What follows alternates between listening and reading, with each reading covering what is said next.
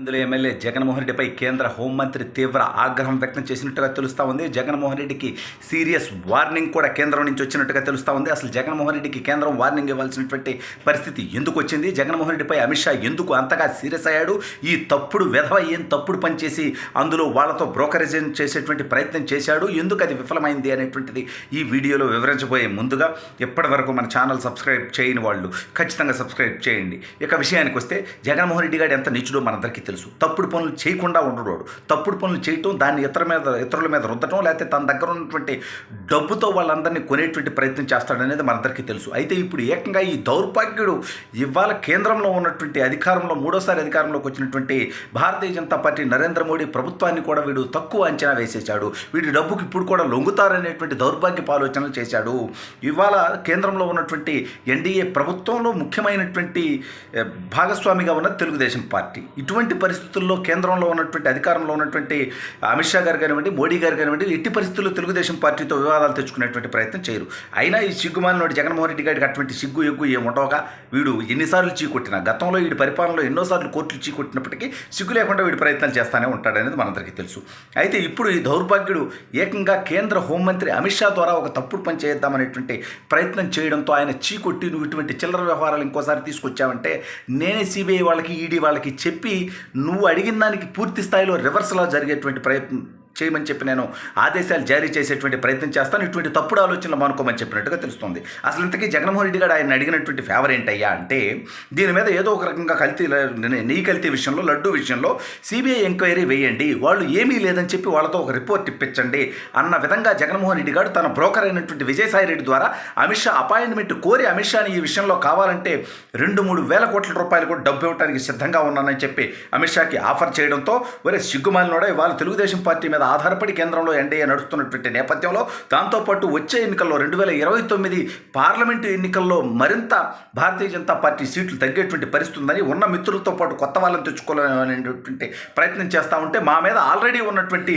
ఏదైతే శివసేనను చీల్చారని, రామ్ విలాస్ పాస్వాన్ పార్టీని నాశనం చేశారని అనేక రకాలైనటువంటి ఆరోపణలు ఉన్నాయో వాటన్నింటినీ నిజం చేసే విధంగా నువ్వు ఇవాళ మళ్ళీ తెలుగుదేశం పార్టీతో పొత్తులో ఉండి ఇవాళ నీ తప్పుడు పనులకు సహకరించమని చెప్తా ఉన్నావు. అది కూడా దేవుని విషయంలో, హిందుత్వం విషయంలో నువ్వు ఈ ఫేవర్లు అడుగుతున్నావు. దౌర్భాగ్యుడా, నువ్వు ఇంకొకసారి ఇటువంటి ప్రపోజల్తో కానీ మా దగ్గరకు వస్తే చెప్పుతో కొడతామన్నట్టుగా అమిత్ షా తీవ్ర ఆగ్రహం వ్యక్తం చేసినట్టుగా తెలుస్తుంది. ఆల్రెడీ జగన్మోహన్ రెడ్డికి కేవలం ఈ నెయ్యి కల్తీ, లడ్డు నాణ్యత పోగొట్టడమే కాదు, వీడి మీద ఆల్రెడీ వాళ్ళ బాబాయిని వేసేసినటువంటి కేసు కూడా ఒకవైపు సిబిఐ ఎంక్వైరీ నడుస్తూనే ఉంది. దాని గురించి సునీతారెడ్డి గారు మళ్ళీ తన పోరాటాన్ని మొదలుపెట్టడం జరిగింది.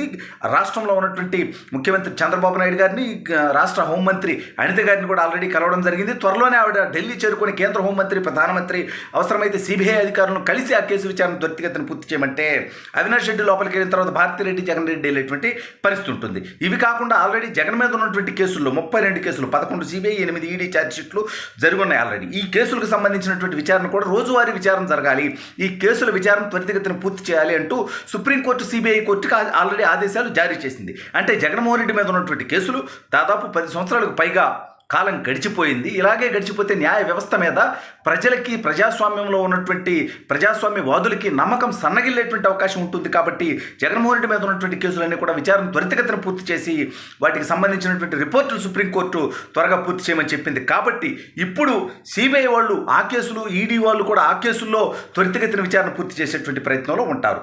ఇవి కాకుండా రాష్ట్రంలో వీడు చేసినటువంటి దోపిడీ, మద్యం మాఫియా, అదేవిధంగా మట్టి మాఫియా, ఇసుక మాఫియా, గంజాయి మాఫియా, డ్రగ్స్ మాఫియా, వీటన్నిటి మీద కూడా రాష్ట్ర ప్రభుత్వం కనుక ఎంక్వైరీ చేసిందంటే జగన్మోహన్ రెడ్డి వాడి భయం ఏంటంటే, కేంద్ర ప్రభుత్వం అయితే ఏదో ఒక విధంగా మేనేజ్ చేయొచ్చు, అధికారులు మేనేజ్ చేయొచ్చు, అధికారంలో ఉన్నటువంటి వాళ్ళకి డబ్బులు ఇవ్వచ్చు అనేటువంటి విధంగా వీడు వ్యవహరిస్తే, ఒరే నాయన నువ్వు డబ్బులు ఇస్తాం, మేము తీసుకుంటాం, కానీ ఇక్కడ ఉన్నటువంటి మా అధికారమే వాళ్ళ మీద డిపెండ్ అయినటువంటి నేపథ్యంలో నీలాంటి బుద్ధి లేనుడు 11 మంది ఎమ్మెల్యేలతో ఉన్నారు, కనీసం ప్రతిపక్ష నేతతో కాదు, వచ్చే ఎన్నికల నాటికి నీ పార్టీ ఉంటుందో లేదో తెలియదు, నీ బంధువులు బాలినేని శ్రీనివాసరెడ్డి దగ్గర నుంచి నీకు అత్యంత సన్నిహితులు ఆలనాని దాకా ఎవడు నీ పార్టీలో మిగలట్లా ఆల్రెడీ రాజీనామాలు చేసి ఒకటి తర్వాత ఒకడు మారిపోతా ఉన్నారు. జనసేనలోకి, తెలుగుదేశం పార్టీలో, కొంతమంది బీజేపీలో కూడా వస్తామని మాట్లాడుతూ ఉన్నారు. ఇక నీ దగ్గర 11 మంది రాజ్యసభ సభ్యులు ఉన్నారులే అని నిన్నటిదాకా ఆలోచిస్తే రాజ్యసభలో already Bharatiya Janata party NDA కూటమికి మెజార్టీ వచ్చింది. దీనికి తోడు ఉన్నటువంటి 11 మందిలో ఆల్రెడీ 3 రాజీనామా చేశారు, వాళ్ళు తెలుగుదేశంలో జాయిన్ అవుతారు.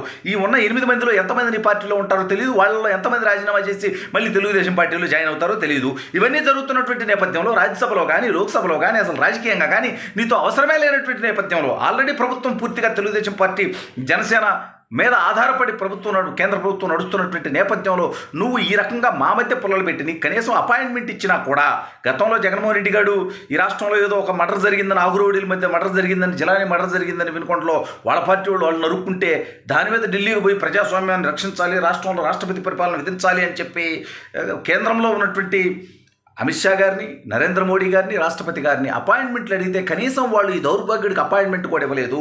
ఎందుకంటే ఈ దౌర్భాగ్యుడిని కలిస్తే అనుమానాలు రేకెత్తాయి, కూటమిలో కొంత అభద్రతాభావం నెలకొంటుంది. కాబట్టి ఆ రకమైనటువంటి ప్రయత్నాలు చేయడానికి సిద్ధంగా లేము. కాబట్టి అసలు నువ్వు హిందూ దేవాలయానికి సంబంధించి ఇంత తప్పుడు పనులు చేసిన తర్వాత దాన్ని కవర్ చేయడానికి ఇవాళ కేంద్ర ప్రభుత్వ సంస్థలతో విచారణ చేసి అందులో నీకు అనుకూలంగా రిపోర్ట్ ఇవ్వమని అడుగుతున్నామంటే ఇది బరితెగింపు. ఇంకొకసారి ఇటువంటి ప్రపోజల్తో వస్తే చెప్పుతో కొడతామన్నట్టుగా తెలుస్తోంది.